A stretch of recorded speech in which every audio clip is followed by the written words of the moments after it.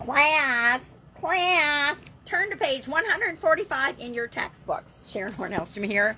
On the same page is our idiom today. How to get on the same page to supersize and grow your business. Specifically, how do we do that to grow our business? Where did this idiom come from? This idiom has been around since the earlier mid-20th century. It's a relatively new idiom as idioms go.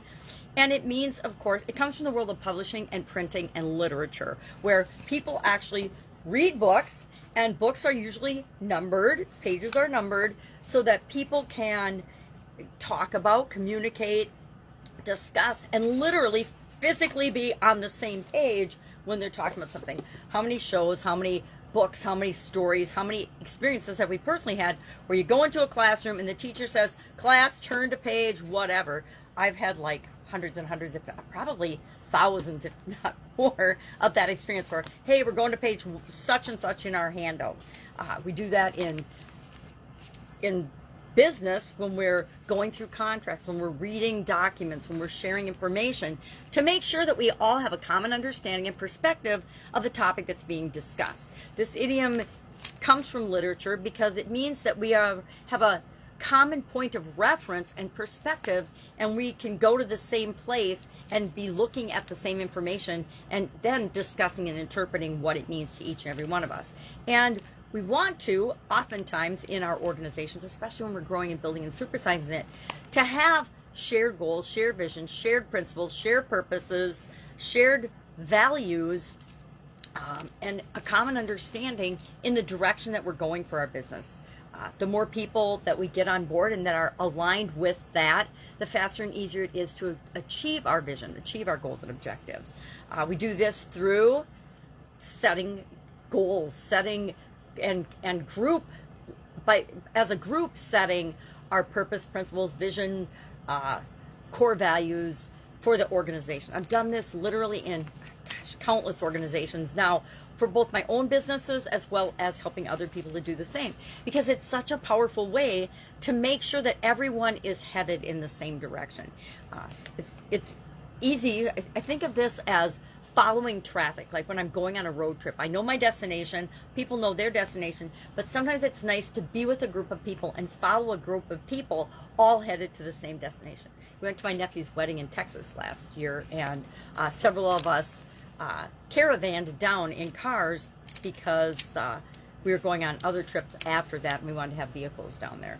But we were all heading in the same direction, but we were going there together. It was a lot more fun to stay overnight in the hotel and have dinner and be together. It made it a much more fun trip than if each of us had been going our own direction, right? And we all arrived at our destination, and we all had a great time. So how do you do this in your business? I would really love to know. One of my favorite ways to do this is to do offsites and retreats, both for leadership and for communication and for sharing information with everybody. I think the more open our communication is in our organizations, the more authentic and honest and real and true you are with people, the better results you get, especially if you are all on the same page, if you all have common interests, common goals, if you're all working for the same thing. We tend to get better results.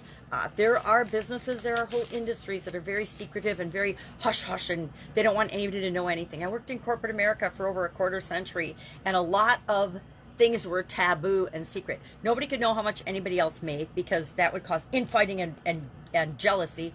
Well, if there was an open, honest, fair way of compensating people, and there wasn't any prejudice in that, it would have been okay for everybody to know what everybody made, right?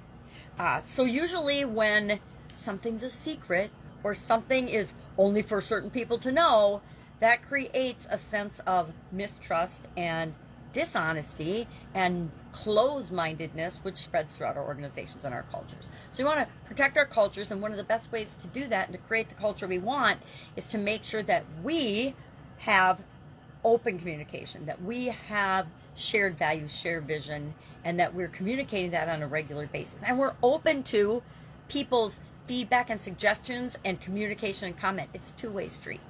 So that's our idiom for today. I like this idiom. I've said it literally thousands of times. I've heard it thousands, if not tens of thousands of times in my lifetime, and will continue to hear it because it is such a common, both formal and informal way of making sure that we're in agreement, making sure that we're understanding, checking back with one another, and making sure we're moving all in the same direction, right?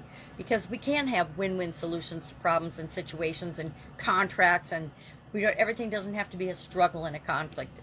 I gave up struggle and conflict a long time ago, and I don't miss it at all.